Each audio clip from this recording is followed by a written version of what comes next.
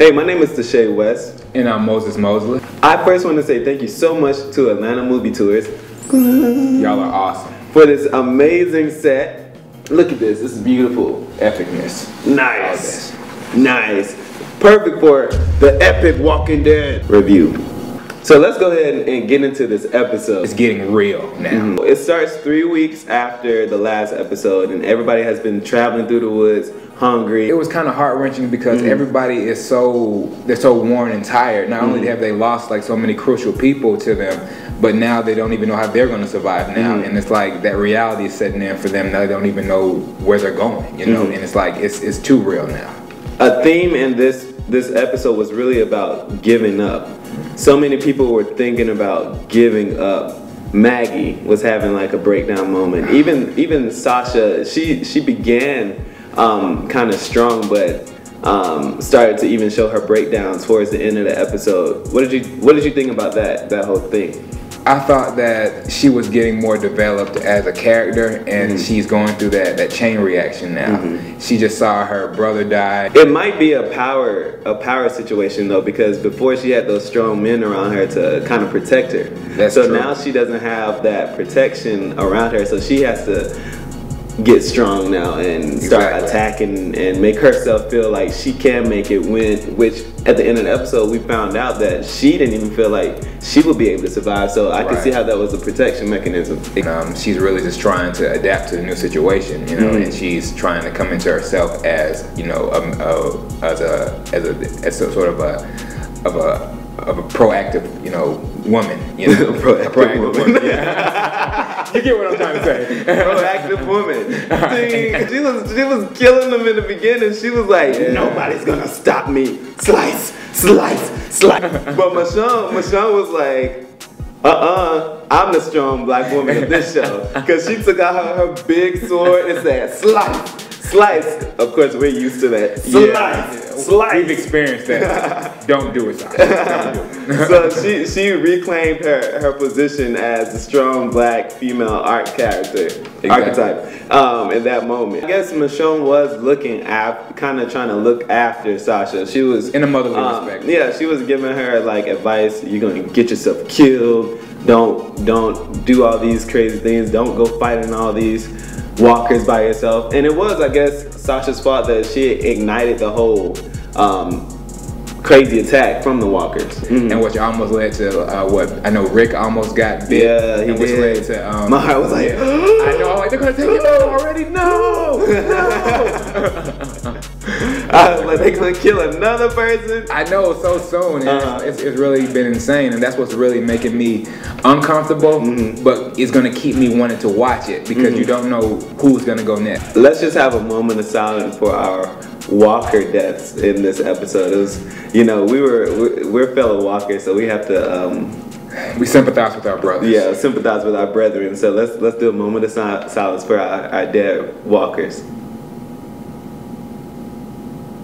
Okay. All right. I was definitely happy with this episode's walker action though. From that first walker scene, even in the beginning.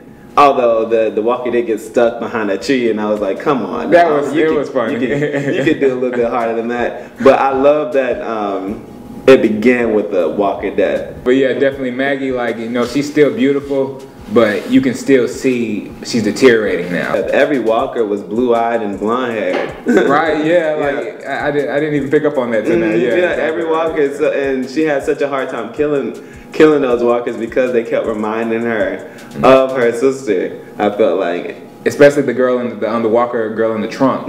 Yeah, that's what really did it for me when she closed it and then walked away. Then when she tried to come back and finish it, you know, I was like, okay, yeah, she's really going through it right now, you know, and she has to, in order to survive, she's gonna have to deal with it. Daryl cried. That really was like a shocking moment for me, because like that was like the second time he cried. You know, the first time when Myrtle, his brother, died, and then when I saw him crying again, that's when it showed me, okay, he's going to get into himself now. I can see that. I don't think he's going to be the more open person that he was becoming. I think he's going to get more into himself, and it's going to be more of a separation thing for him. I think that cigarette, when he burnt his hand, that kind of symbolized that though, because he couldn't feel the pain of that cigarette. So that kind of ties into what you were saying, that he's gonna close himself off to emotion from now on. Like Carol was like begging to come with him and try and console him about the Beth situation, but he was like, "No, I want to go to the woods by myself. Right. I'm gonna go to the woods." He has to be that dark brooding. Find some water. He's going through it, man. I understand. Come on. You know, it's a tough situation.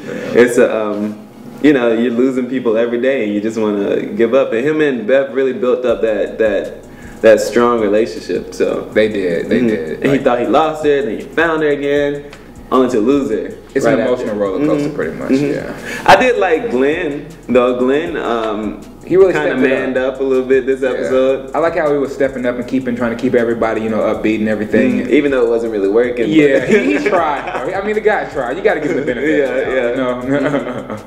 But yeah, I definitely like the kind of person that he's developing into, because it's like showing like his development as a character, and showing that he can be that backbone they need when everybody else is falling apart. How did you feel about the water?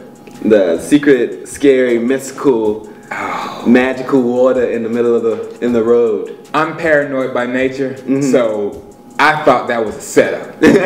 Okay, like in the zombie apocalypse, okay, you're gonna randomly find a note from somebody saying, "Here's some water for you guys." Come on. Oh gosh.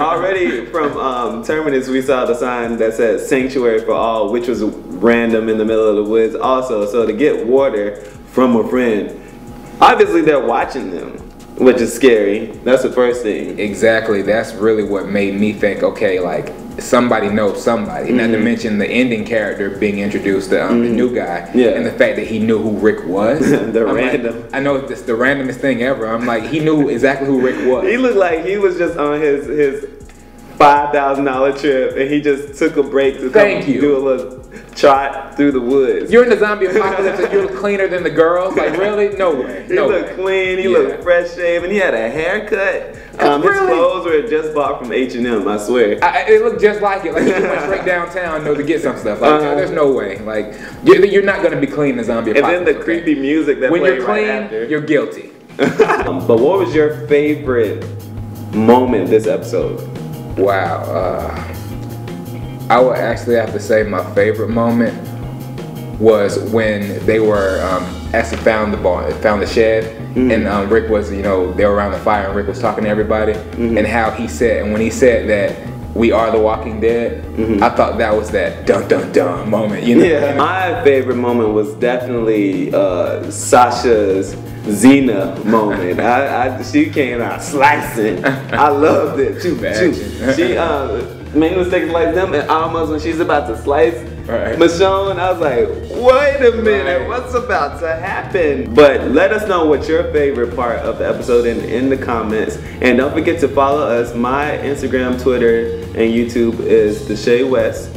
My Instagram, Twitter, and Google me, but it's Moses J. Mosley and Moses Mosley. And also don't forget to subscribe and check us out next time. Thank you for watching.